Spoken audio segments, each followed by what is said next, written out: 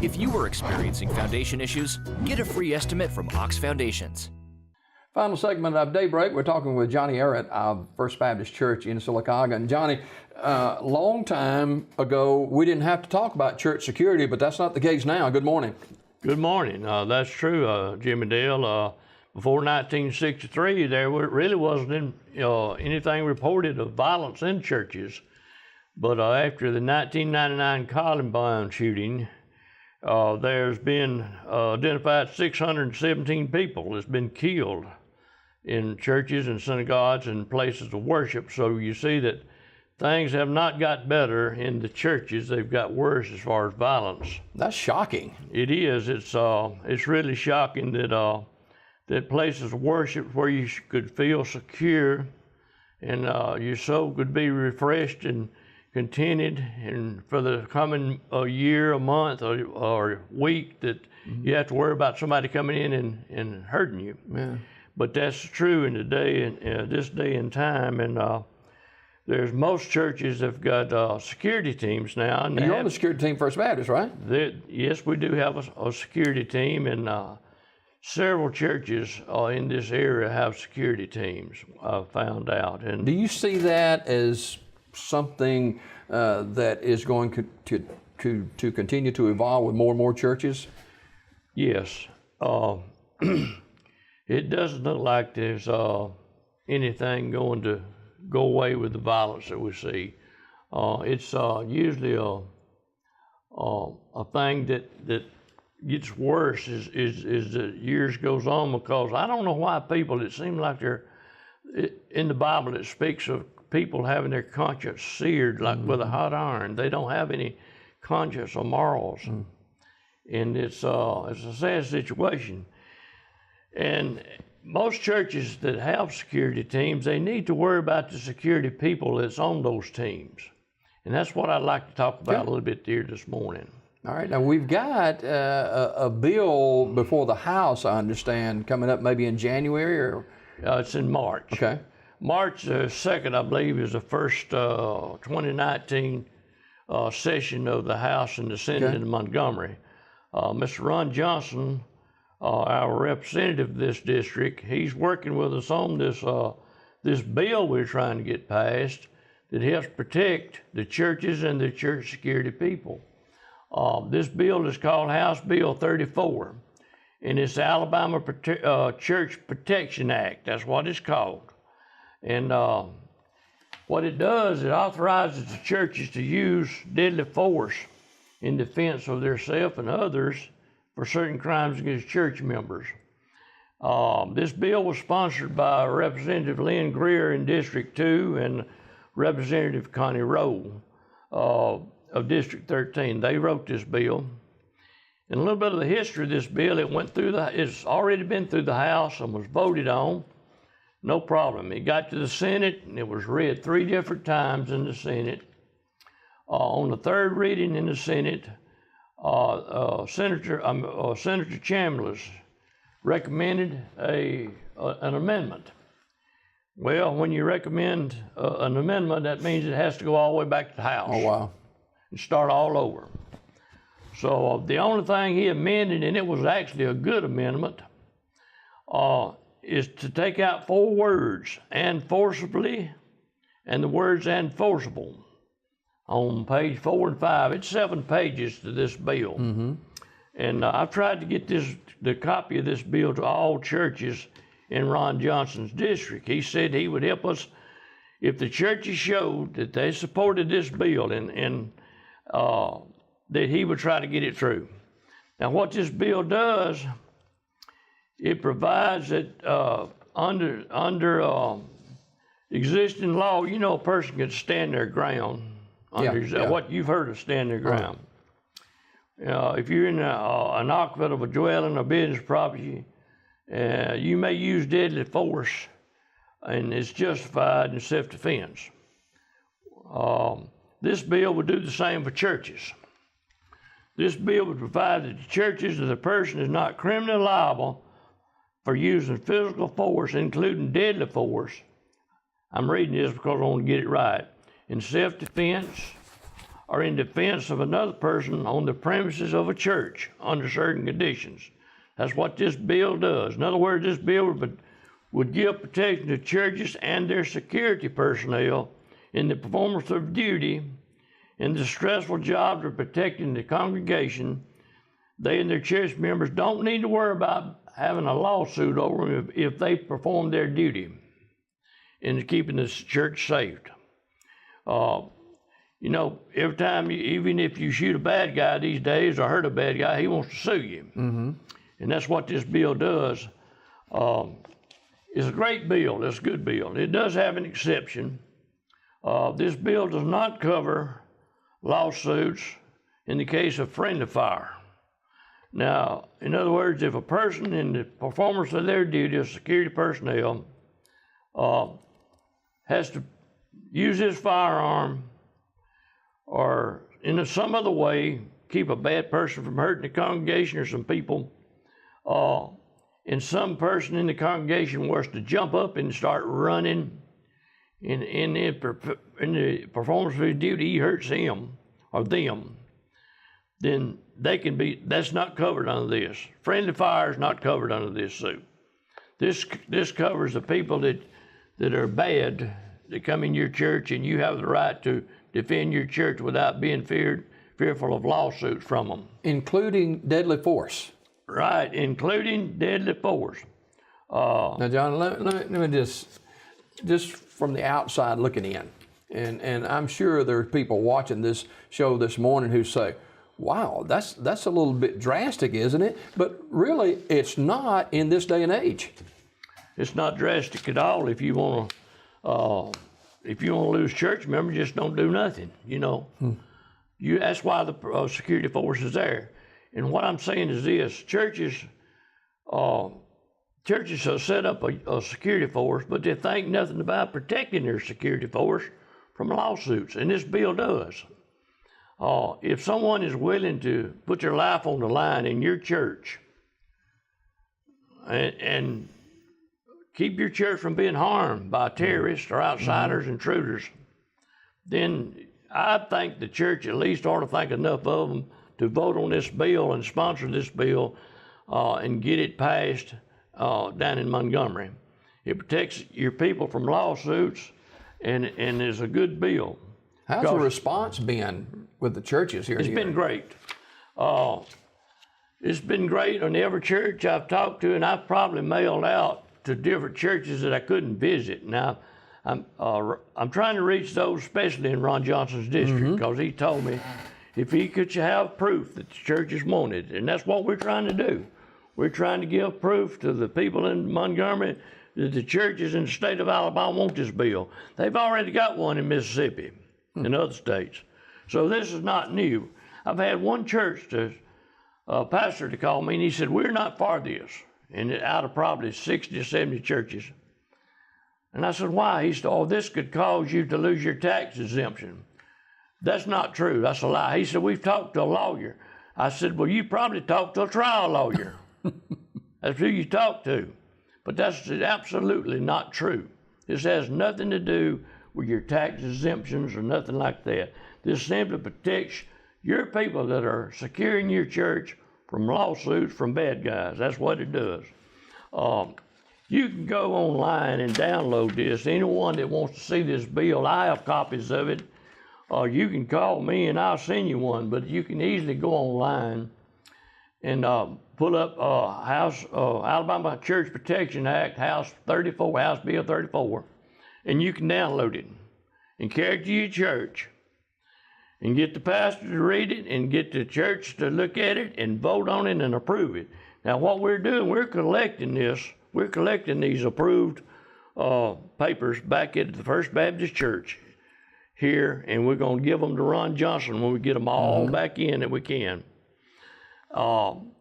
And you can mail it to the church at Post Office Box 234, Sylacauga, Alabama, or you can drop it by the Sylacauga First Baptist Church. And attention Jackie, if you want to mail it, attention Jackie, she's our secretary, and she's got a file on them. And we're asking, after the church looks at them, I've fixed up a form here that I'm sending to all the churches, And it simply gives churches use of deadly force in defense of self or others for certain crimes against church members or volunteers. It's called Alabama Church Protection Act, section so-and-so. This is to attest, and this is what I want the churches to do, the pastors and the churches.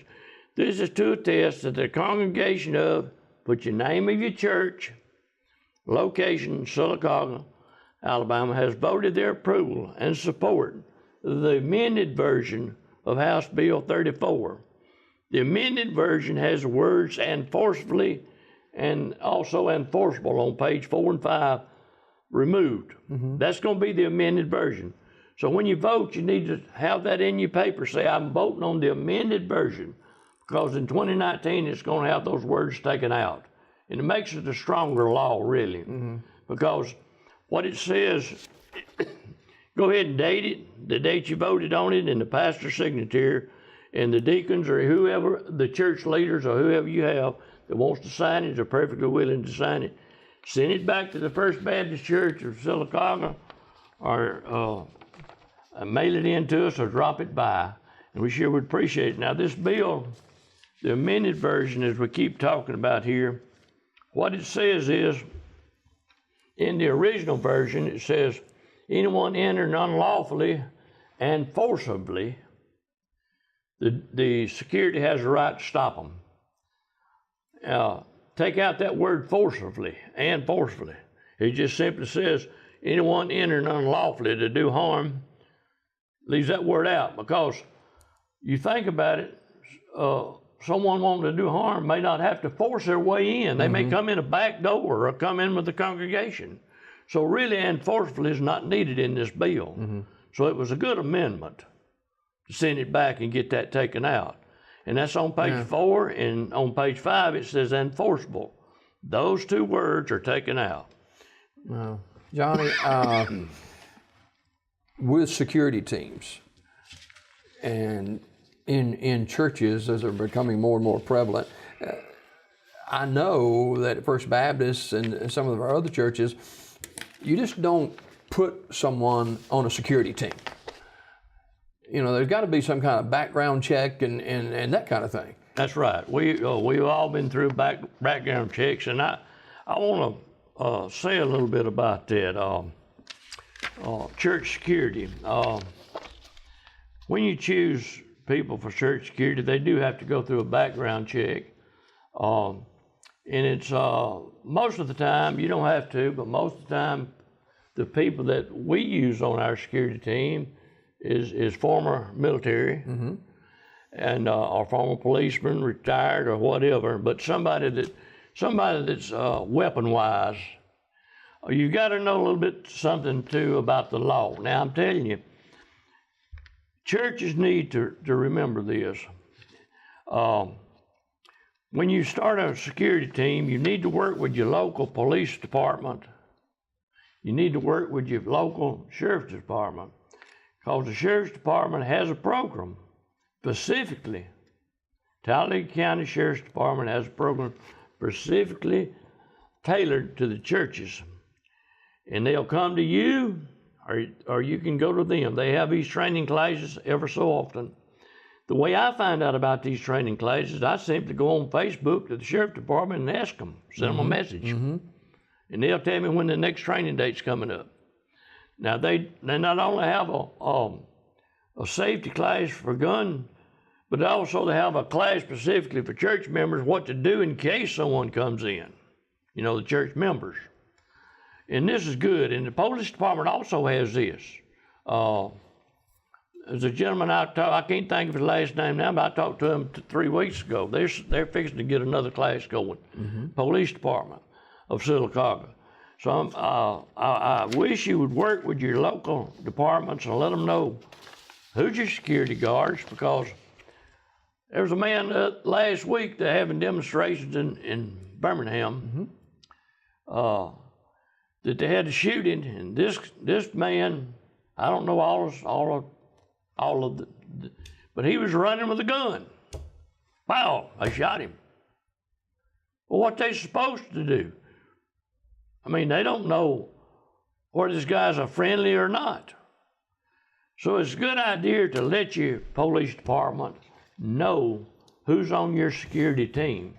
A town as small as Silicaca, they usually know these guys, you know, they know them already. But they just need to know if they rush to a church to support the security team, that a security person is not going to get shot by the police. An innocent person is not going to get shot. And we don't want any friendly fire accidents here. That's another thing to do. When you start a plan, keep it simple, keep it legal, know your insurance agent and policies, network with the community and sheriff's departments, police and sheriff's department, and train and drill. Train and drill. Develop policies and procedures to go by. That way there's not any confusion. Don't have a haphazard, what I call a haphazard security program. If you got people, do you have people specifically set up to, the best place to stop a terrorist or someone that's going to do harm is in the parking lot before he ever gets in. Stop them in the parking lot and they don't get in to harm anybody. Do you have people patrolling the parking lot regularly on Sunday or other days? Do you have someone up perhaps in the balcony where he can see the total congregation, what's going on? We've had people to come to the First Baptist Church and they didn't, I hate to say it, but they didn't quite act right, and you'd have to watch people like this because you're going to get them to come in. And you may not know who they are. In a big church, you can't remember all faces, sure. You know. So that's one thing to remember when you're starting a safety program for the churches. Are you locking your doors during the service?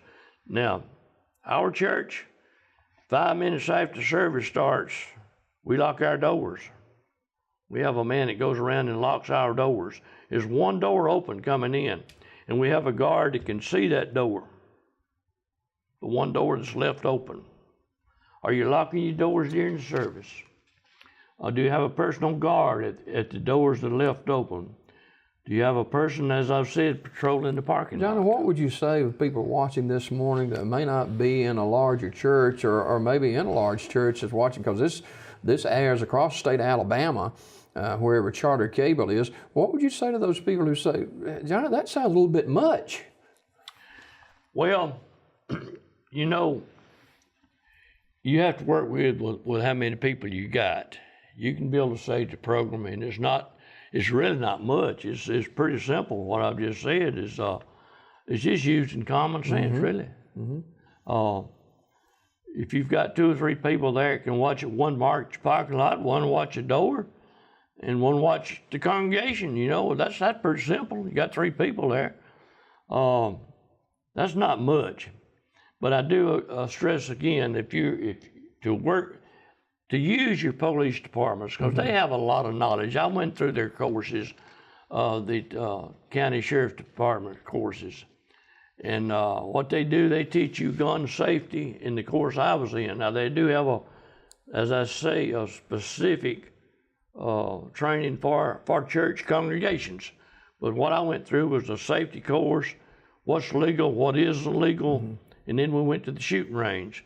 The safety part of it lasted about 2.5, 3 hours, because a lot of people had questions. And it's a good thing to do to use your sheriff's department. Call Josh Tubbs. Talk to old Josh Tubbs. Josh is a good buddy of mine, and he's pretty well up on all that stuff. Josh will work with you. Get back to the bill. How can people take a look at the bill and go through that with them one more time before we go this morning? Well, you can go online and simply look under the Alabama Church Protection Act, House Bill 34. And there's several sites on there. I mean, it's not just one site. It's a place on there that the state's got it up where you can download it. There's 7 pages of it. If you don't want to do that, call me at 256-267-0560. That's my cell phone. And I'll send you a copy. I've done send out copies all the way to Oxford. And we'll send you a copy of the bill plus the little paper on the front to get the pastor to sign and the churches to sign. Send it back. You don't have to send the whole bill back in. Just vote on it and send this bill to the First Baptist Church, Sylacauga, Post Office Box 234, 35150. And we'll put it in our file. And I've been talking to Lynn Greer too. He's the one that sponsored this bill. Lynn Greer said, oh man, I need all the help I can get.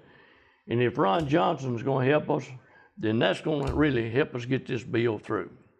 Lynn's a fine fellow. I've talked to Lynn several times. He's a good man. And he saw that this bill was needed.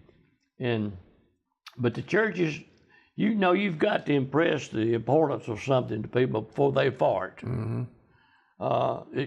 Sometimes it wants to go over our heads, you know. But this is important.